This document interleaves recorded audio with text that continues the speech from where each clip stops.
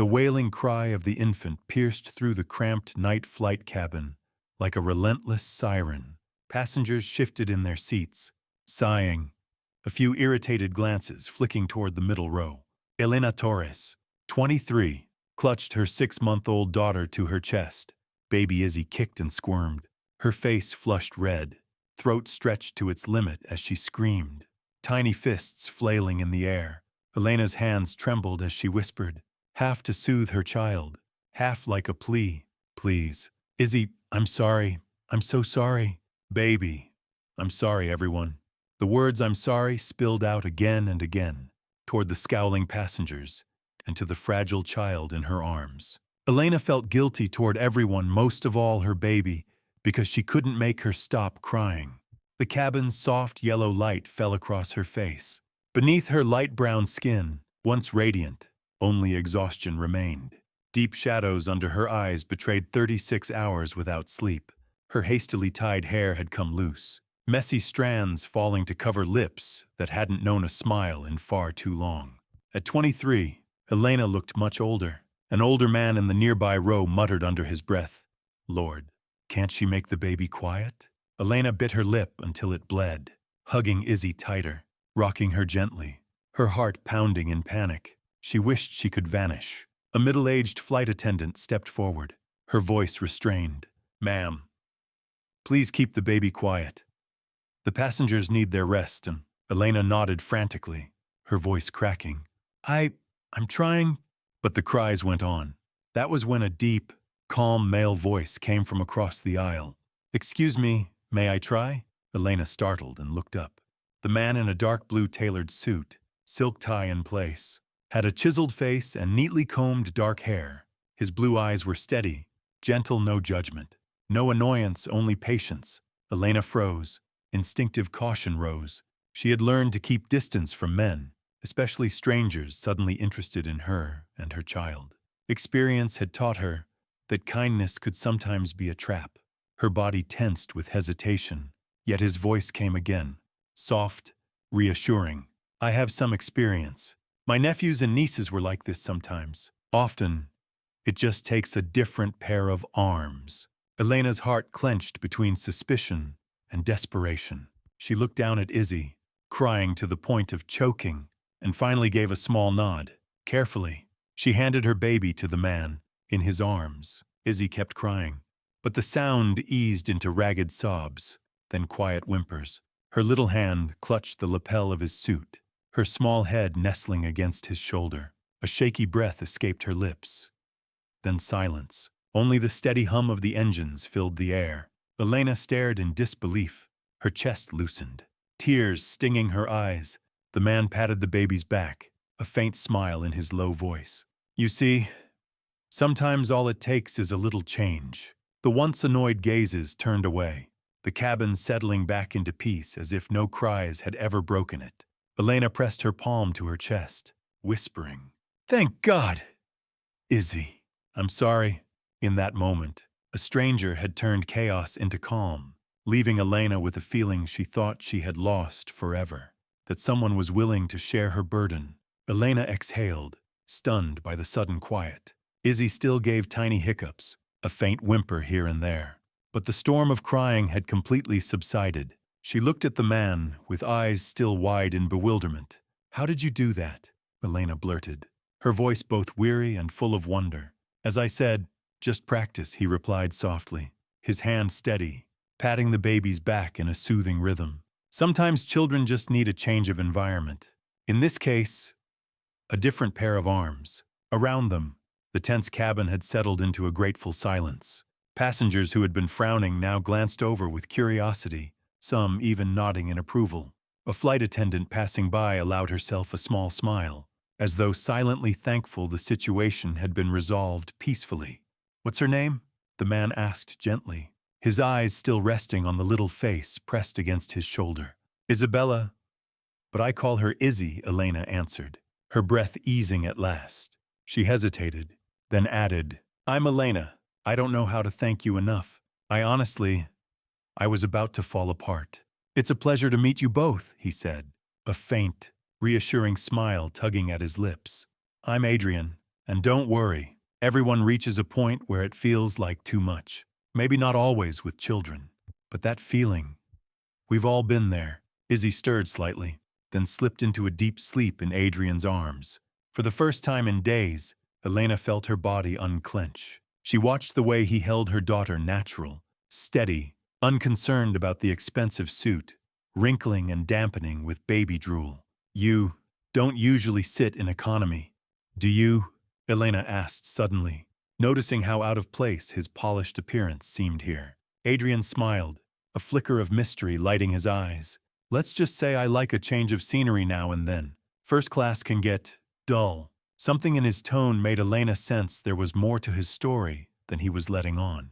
But she was too exhausted, too grateful for this fragile calm, to press further. The steady drone of the engines, the warmth radiating from both Adrian and Izzy, pulled at her heavy eyelids. I should take her back, Elena murmured, reluctantly reaching out, though Izzy looked more content than ever.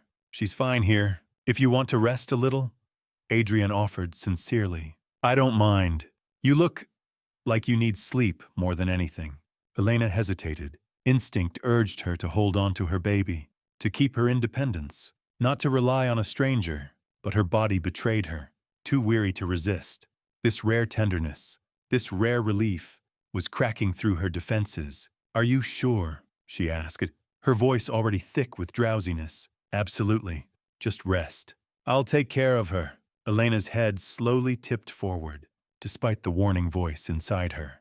The warmth flowing from Adrian, the steady rise and fall of his breathing, and Izzy's peaceful slumber wrapped around her like a cocoon, almost unconsciously. She let her head rest against his shoulder, surrendering to sleep as the airplane glided quietly through the night sky. A voice came through the cabin speakers, gentle yet firm. Ladies and gentlemen, we will be landing in Denver in about 20 minutes. Elena startled, her lashes fluttering. For a moment, she couldn't understand why her body felt so warm and comfortable. Then reality hit. Her head was still resting on Adrian's shoulder, and Izzy was fast asleep in his arms, her tiny face serene, as if she had never cried at all. Oh God, I'm so sorry, Elena whispered, quickly sitting upright. At once, the warmth vanished, replaced by an emptiness that pressed against her chest. I can't believe I fell asleep on your shoulder. You must think I'm so careless. Adrian shook his head, a gentle smile on his lips, completely unfazed by her embarrassment. You were exhausted. Both of you needed rest. Izzy woke once, but I got her back to sleep. Carefully, he returned the baby to Elena's arms. When she's this quiet, she really does look like an angel. Elena hugged her daughter close, gazing at Izzy's peaceful face. It was hard to believe that just an hour earlier, she had been screaming until her cheeks turned crimson. Now she slept soundly, lips pursed, breath soft and steady. It's so different, Elena whispered, her voice catching. Lately, everything feels too hard. Like I'm swimming in a current, just strong enough to keep me from sinking completely. The words slipped out before she could stop them. At once, regret swept over her. Why was she saying so much to a stranger, no matter how kind he had been? Do you want to share more? Adrian asked gently, his blue eyes lit with sincere concern. Sometimes, it's easier to open up to someone outside it all. Elena hesitated. Since her pregnancy, she had grown used to hiding her struggles out of pride, and out of scars left by those who had promised help, but disappeared when things grew hard. Yet his gaze now, patient, without judgment, made her feel safe in a way she hadn't expected. She took a deep breath, her voice trembling as she spoke. I'm a single mother. I got pregnant when I was still a student. Izzy's father left the moment he found out. I work at a small diner, often pulling double shifts just to make ends meet. My car broke down, and debts keep piling up. This ticket, it's all of my savings. I bought it only because my sister is getting married. Tears welled in her eyes as she lowered her head. But we haven't spoken in almost 2 years. When I got pregnant, she was furious, told me I was destroying my life. Only after our mother died did she send the invitation. Maybe just to honor Mom's last wish. Honestly, I don't know why I'm going, except that she's the only family I have left. Adrian didn't interrupt, He simply sat there, listening intently. His eyes steady, not pitying, just quietly focused. When Elena finally fell silent, he thought for a moment before replying, his tone firm. To make it this far takes enormous strength. Raising a child alone, working tirelessly, still trying to keep the family bond alive. You're much stronger than you believe. Elena shook her head, half doubtful. You don't know anything about me. Maybe I put myself in this situation. Maybe Adrian nodded slightly. But I've watched you since takeoff. The way you apologized to every passenger. The way you stayed gentle with Izzy, even while exhausted. And the fact that you're still going to that wedding, even if you might not be welcomed. Simply because it's family, those aren't mistakes. They prove you care about what's right. Elena fell quiet. In her chest rose a strange feeling, warm yet fragile. How long had it been since anyone had spoken to her with kindness? The man who abandoned her left only cruel words. Her boss treated her as cheap labor, and her sister, in their last fight, made her believe she was a failure. She lifted her head, her voice unsteady. What about you? You still haven't said what you do. And clearly, a man like you doesn't belong crammed in economy. Adrian paused, then gave a faint, evasive smile. I'm in business. Sometimes I just prefer sitting here, because first class can get boring. Here, I meet more interesting people. That sounds like a diplomatic answer, Elena observed. Are you the mysterious type? Should I be worried that I fell asleep on a stranger's shoulder? Adrian chuckled softly, but firmly. No need to worry, I promise. Just think of me as someone in a position to help when I can. It's easier to do that without all the show. The plane tilted slightly as the seatbelt sign lit up. The captain's voice echoed through the cabin, instructing everyone to prepare for landing. The private bubble between them dissolved as passengers around began gathering their belongings. Elena glanced out the window. Golden lights stretched across the darkness below. A heaviness filled her chest. In just a few short hours, this stranger had offered her more compassion than anyone had in months. I suppose. It's time to say goodbye, she murmured. You saved me from humiliation and gave Izzy the most peaceful sleep she's had in weeks. I don't know how I can ever thank you enough. Adrian was silent for a moment, his blue eyes shadowed with thought. Then he only gave a small nod, saying nothing more. The plane jolted lightly as it touched the runway, the roar of the engines stretching on before slowing into a steady hum, leaving only the clattering sounds of passengers unbuckling their seatbelts and reaching up for their luggage. The air, once cramped and stuffy, now buzzed with restless energy like a hive suddenly stirred. Elena clutched Izzy tightly, pressing her daughter against her chest, as if to shield her from the chaos spreading through the cabin. Her whole body ached, but her mind stayed tense and alert. All she wanted was to get out quickly, to find a quiet corner away from the noise. Adrian rose first, his tall frame making people shift aside, and reached up for a neat leather suitcase from the overhead bin before turning to her. His voice calm and courteous as he said, "Let me help you with your bag." Elena gripped the strap of her worn tote, shaking her head so quickly it seemed instinctive. "No need, I can manage." Her voice came out short, colder than she intended, but she could not take it back. After too many disappointments, she had learned that keeping distance was the only way to protect herself. Adrian said nothing more, only gave a slight nod before pulling his suitcase into the aisle and moving on. Elena steadied her breathing, cradling Izzy as she followed the dense stream of passengers, each step dragging like a weight tied to her chest. They emerged into the terminal, its ceiling soaring high and glowing with harsh fluorescent light. The glass walls reflected countless hurried figures. Loudspeaker announcements echoed above, mixed with the shrill roll of hundreds of suitcase wheels. Elena paused briefly, dizziness washing over her, then clutched Izzy tighter and forced herself forward. At the far end, the baggage carousel churned slowly, travelers forming a half circle around the stainless steel belt, eyes fixed on the dark slot from which suitcases would emerge. Elena found a place to stand, bent to kiss her daughter's forehead as she slept soundly, silently wishing the journey would end soon. Adrian stood not far away, silent for a time before turning, his voice low and even. "Where will you stay in Denver?" Elena stiffened, hugging her child closer. A small motel on the outskirts, not far from my sister's place, she answered firmly, adding quickly, as if to shut down any further offer. I can take care of myself. Adrian inclined his head, neither pressing nor insisting. Moments later, he stepped closer, suitcase in one hand, and drew a business card from his inside pocket with the other, holding it out with a polite smile. His voice steady, he said, "Here's my information. If you ever need help, don't hesitate to reach out." Elena hesitated. Instinct told her to refuse, but politeness and something more elusive made her extend her free hand. One arm held Izzy. The other accepted the slim, glossy card that gleamed under the bright lights. Her eyes skimmed the raised letters, and she froze, her heart skipping.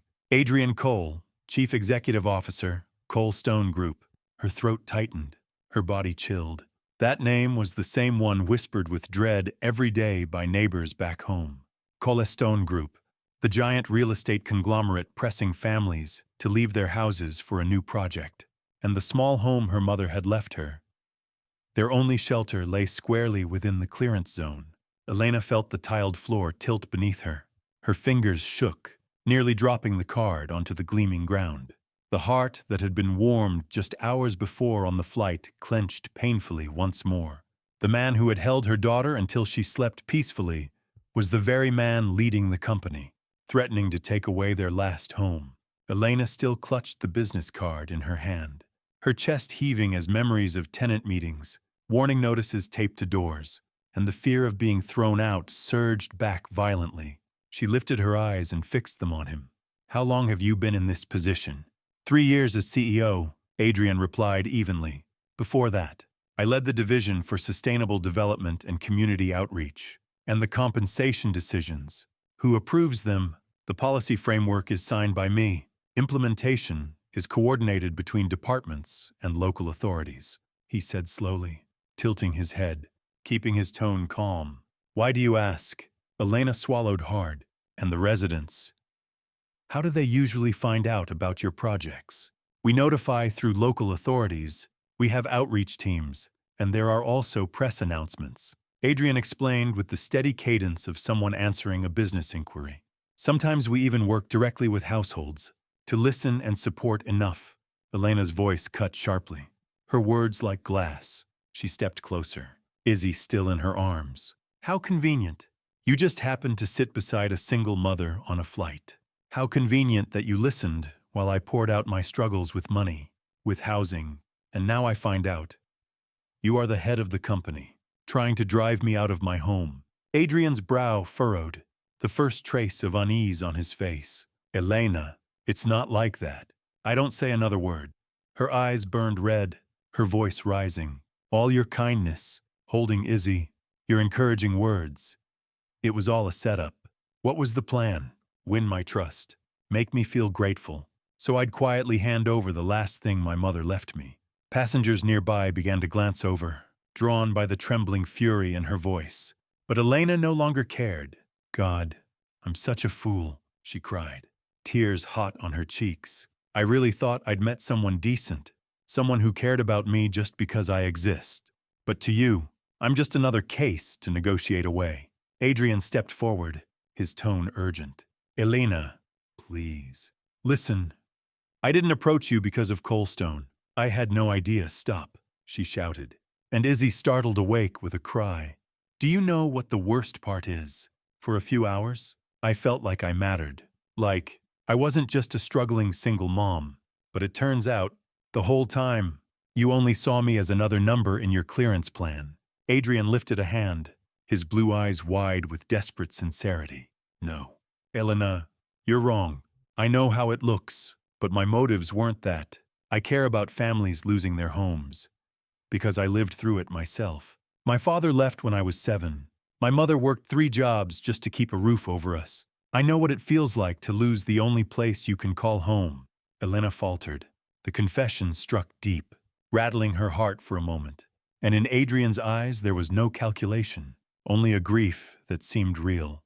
But her wounds were still too raw, too painful. She shook her head, her voice breaking.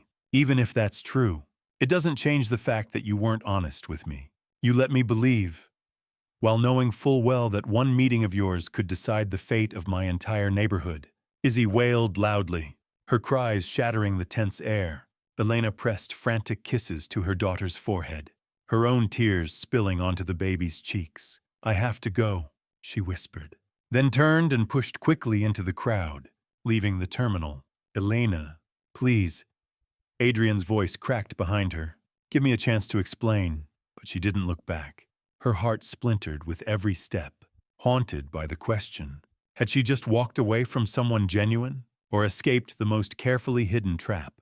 Adrian stood frozen in the bright terminal, his hand tightening on the suitcase handle, his eyes locked on the small figure disappearing into the crowd, while an empty ache spread through him, dulling the world around until everything else seemed to fade. The motel room on the outskirts of Denver smelled of dampness, its walls blotched with old water stains. The double bed was as hard as wood, the sheets were worn thin, and the air conditioner rattled but gave little cool air. Elena laid Izzy into the portable crib she had brought along, carefully pulling a thin blanket over her. The baby shifted slightly, lips twitching in sleep, and the sight clenched her mother's heart. Elena sat on the edge of the bed, twisting the frayed sheet in her hands. Her mind still reeled with what had happened at the airport, the business card. The words Colestone Group, Adrian's calm voice echoing in her ears. Just hours earlier, she had let him hold her daughter, had believed there was still such a thing as a kind stranger. Now all that remained was the sting of foolishness and betrayal.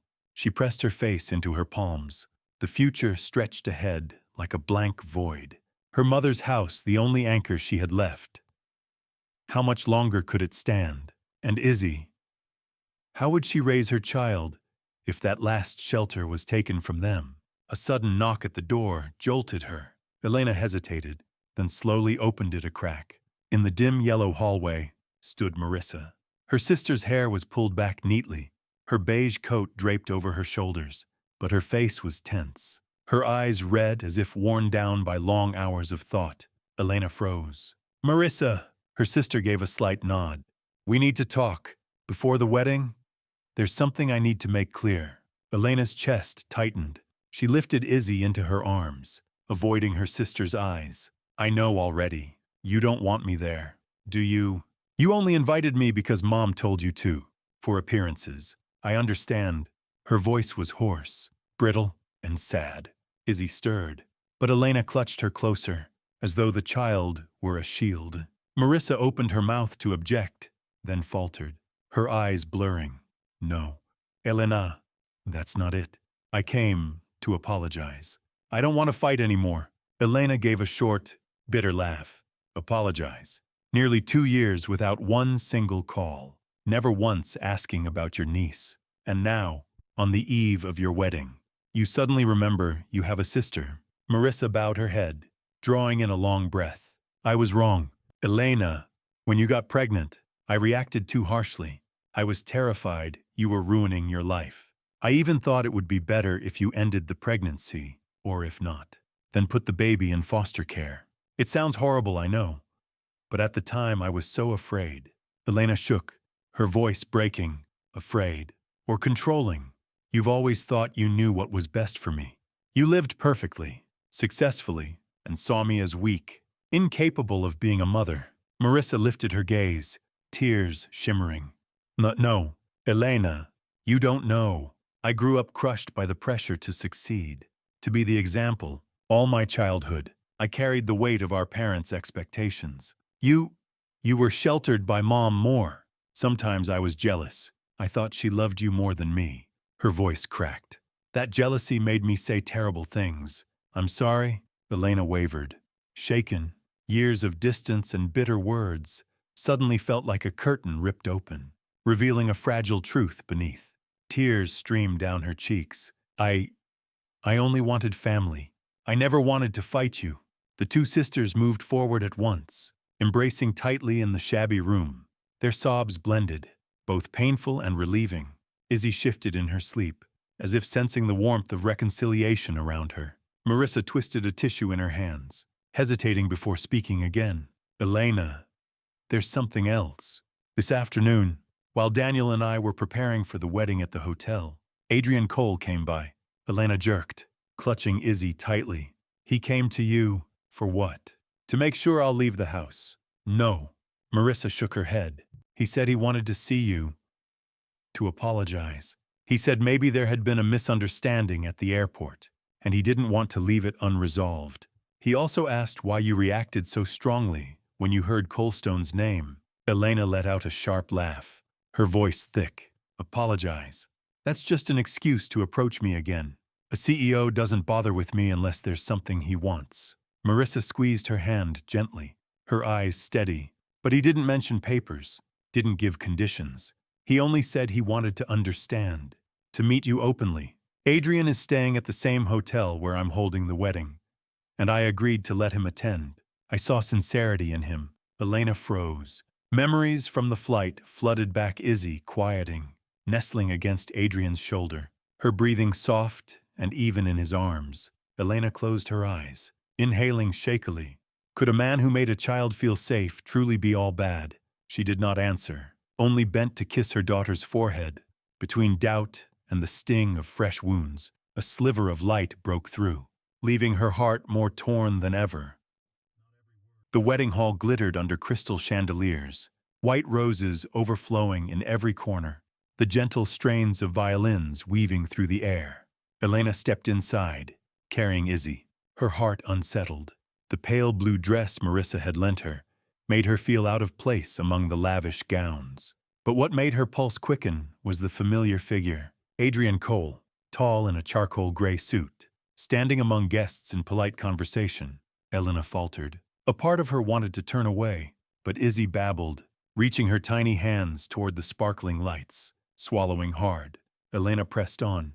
Before she could find a quiet place, Adrian was already walking toward her. His stride was firm, but his eyes were careful, as if afraid of pushing her too far. Elena. His voice was low, barely rising above the music. Thank you for giving me the chance to speak. She met his gaze, her eyes cold. What more do you want? I said everything at the airport. I know. He nodded slightly. And I understand why you're angry. But let me make one thing clear. I didn't approach you to persuade or pressure you. On the plane, all I saw was a mother at her breaking point who needed help. I did what I thought was right. Nothing more. Elena hesitated, then pressed her lips tight. And what about the Colestone project? You signed those approvals, leaving people to bear the loss. Do you know how little the compensation is? How some families are forced out before they even find another place to live? Adrian drew in a slow breath. I didn't know those details, and that's my failing. All I saw were reports, numbers, and diagrams. I let the distance between paperwork and real lives grow too wide. But now, knowing you're one of those affected, I feel genuine regret. I promise to review the entire process. In Elena's arms, Izzy suddenly stirred, her wide eyes lighting up the moment they found Adrian. She leaned forward, stretching out of her mother's hold, babbling softly as her little hands reached for him. Elena froze. Izzy.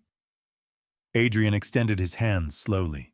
May I hold her? Elena hesitated. A part of her wanted to refuse, but her daughter's pleading eyes made it impossible. She gave a small nod. Adrian lifted Izzy, holding her with practiced ease. Instantly, the baby nestled into his shoulder and then broke into laughter as he played peekaboo, covering his face, then revealing it again. Her pure giggles rang out across the tables, drawing smiles even from nearby guests. Elena stood watching, her heart loosening. A man so loved by a child could not be entirely cruel. Just then, a middle-aged man approached, neatly dressed in a tailored suit with a silver pin. Looking every bit the important guest, Daniel walked beside him and made the introduction. Elena, this is Mr. Richard Hale, a longtime partner of mine. Mr. Hale shook Adrian's hand with a friendly smile. Adrian Cole, an honor to meet you here.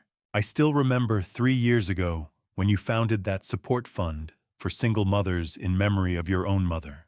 Is it still going strong? Adrian nodded. Yes, it continues. We've helped many families find stable housing and new jobs. It was my mother's wish, and I intend to keep it alive. Elena's heart gave a small tremor. This wasn't something Adrian said to impress her.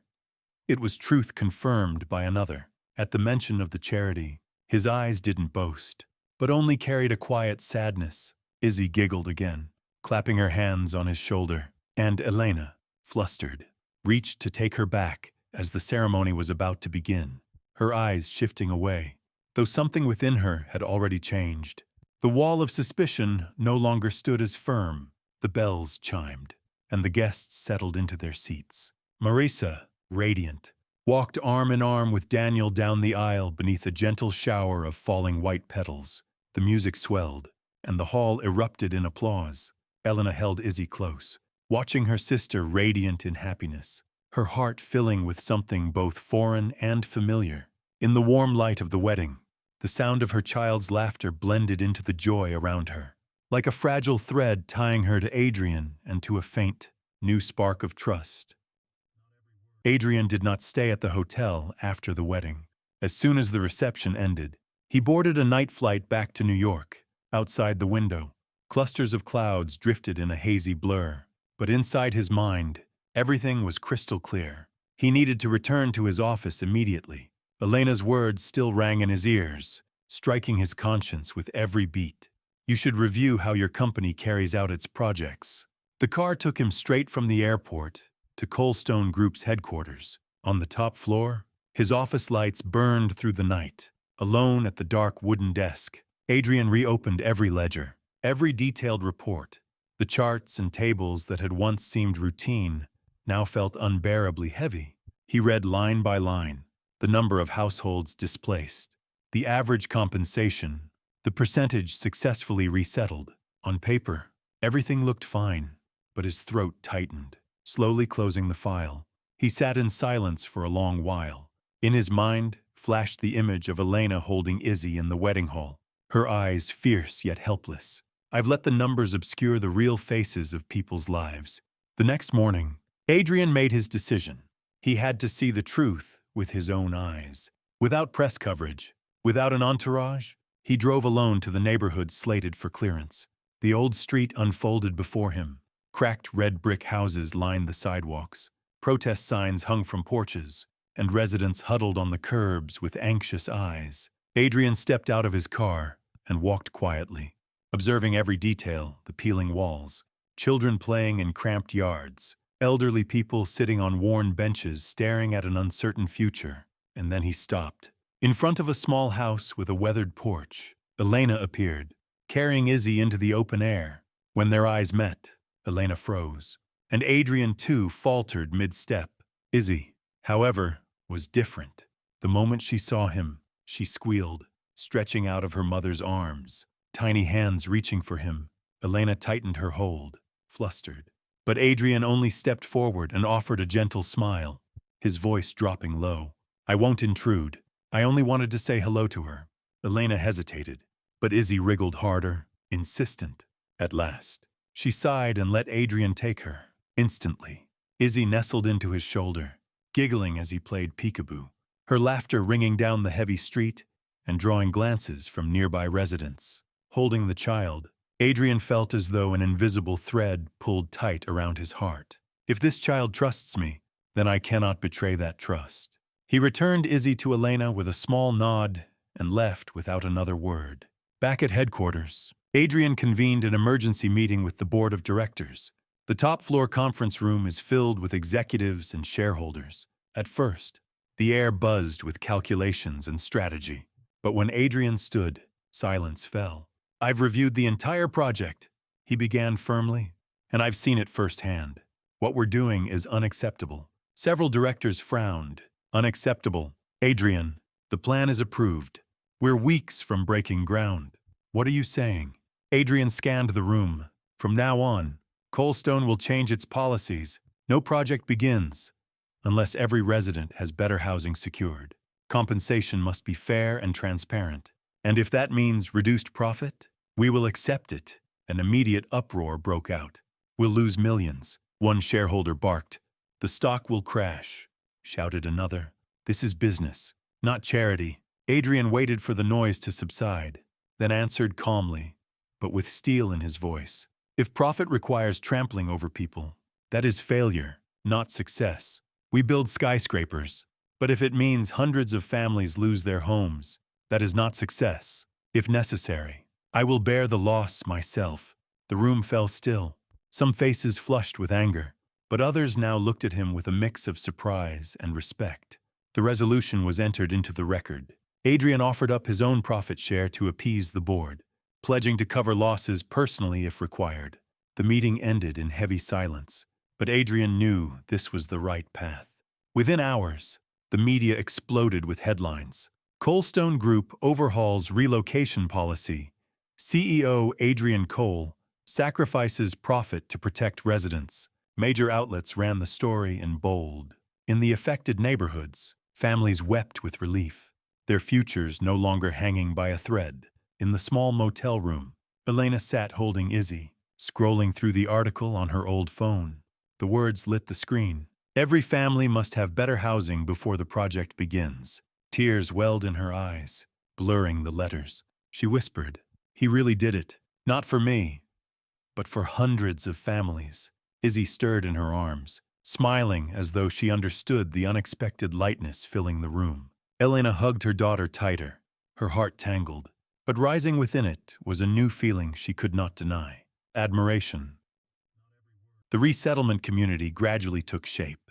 From bare ground rose rows of bright, sturdy homes, spacious and warm. Wide courtyards opened for children to run and play. Green trees lined the walkways. Balconies opened to natural light. Everything a world apart from the cramped, decaying houses. Families had once been forced to leave. Adrian Cole was often there, not just in the boardroom. He came down to the construction sites, shoes muddied, sleeves rolled.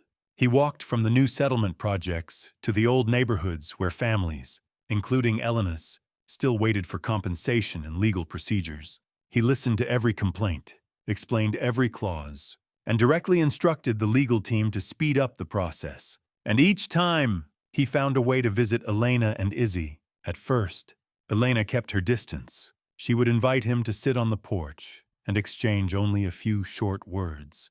But Izzy was different. Every time she saw Adrian, she squealed and stretched her arms out to be held.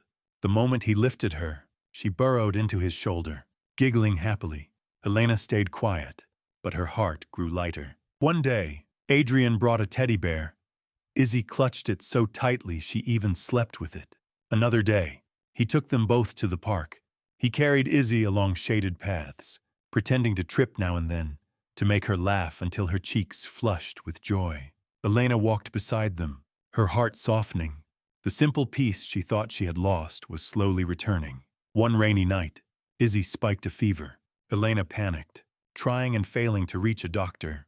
When Adrian heard, he drove through the storm without hesitation, in the small room under the glow of a single lamp.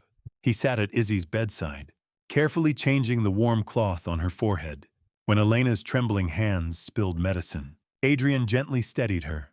"Let me do it," he said softly. All night, they took turns watching the baby, listening to her ragged breaths ease. By morning, Izzy slept peacefully. Elena looked at Adrian with tear-filled eyes. "Thank you. If it weren't for you, I don't know what I would have done." He smiled, weary but kind. "I only did what anyone should." From that day, Elena stopped building walls between them. When the resettlement project neared completion, Adrian invited Elena to see a model apartment. The space was bright, sunlight pouring in through wide windows, a balcony overlooking the playground, where children chased each other's laughter. Standing in the middle of the room, Adrian's eyes were steady, sincere. "Elena, this isn't just a project. It's a promise that every family deserves a home. And—" He paused, holding her gaze. "I've realized I need a home too, with you and Izzy." Elena froze. Memories washed over her. The baby's cries on the plane. The business card that sparked a storm of misunderstanding. The countless times Adrian had quietly stood beside her. Adrian drew out a small box. Inside lay a simple silver ring. He sank to one knee, his deep voice trembling. "Elena, at first I helped you because I saw my mother in you, the woman who once worked herself to exhaustion to raise me alone. But the more I was with you, the more I admired your strength, and the more I loved both you and Izzy as my own family. I can't promise I'll always be right, but I promise I'll always stay by your side." Will you let me become part of this family? Elena broke down in tears. All the doubt, hurt, and anger of the past 2 years melted away. She nodded. At that moment, Izzy clapped her hands and laughed, as if celebrating her mother's choice. The wedding was held right in the new resettlement community. Among the families who had just moved in, no luxury hotels, no lavish banquet, only new homes painted fresh. The common courtyard adorned with wildflowers and ribbons. Neighbors pitched in to set up chairs and a stage, and children ran freely everywhere. Elena wore a simple white dress, her hair pinned with a small flower. Izzy twirled in a pretty dress, making everyone laugh. Adrian, radiant in a gray suit, never looked away from them. When the vows were exchanged, the entire neighborhood erupted in applause. The cheers were not only blessings for the couple, but for a new beginning, from injustice to hope, from loss to home. After the ceremony, Adrian carried Izzy while Elena leaned against his shoulder. Together they stepped out onto the balcony of their new apartment, gazing at the lively courtyard below. The evening breeze carried golden light across the scene, Izzy's laughter rising into the air, blending with the joy around them. Elena turned to him, her voice trembling yet firm. I once thought I could never trust again, but you've proven it through actions, not just words. Adrian squeezed her hand, replying, family begins with trust, and we found it again. A week later, at the new community center, a fresh sign was unveiled. Fund for Single Mothers. Director, Elena Cole. It was the same foundation Adrian had created 3 years earlier, in memory of his mother. But now Elena would lead it. She, who had lived through hardship, would guide and support other women. Standing before the sign, Elena held Izzy in her arms, smiling through tears, while Adrian placed a proud hand on her shoulder. Applause, laughter, and children's voices filled the air. A new home, a new beginning, not just for one family, but for an entire community. Perhaps happiness doesn't come from skyscrapers or profit reports, but from a modest home, from the resolve to protect what is right, and from the trust we dare to give each other. Adrian found his purpose again by putting people before profit. Elena, once a doubtful single mother, became a light of hope for hundreds of women. And Izzy, through her innocent laughter, had drawn 2 lonely souls into a family. This story reminds us that kindness, patience, and courage can transform not just one life, but an entire community. If this story touched your heart, please like, subscribe, and share to spread the message of love, home, and humanity to many more. And don't forget to leave a comment. Which moment in the journey of Adrian, Elena, and baby Izzy moved you most?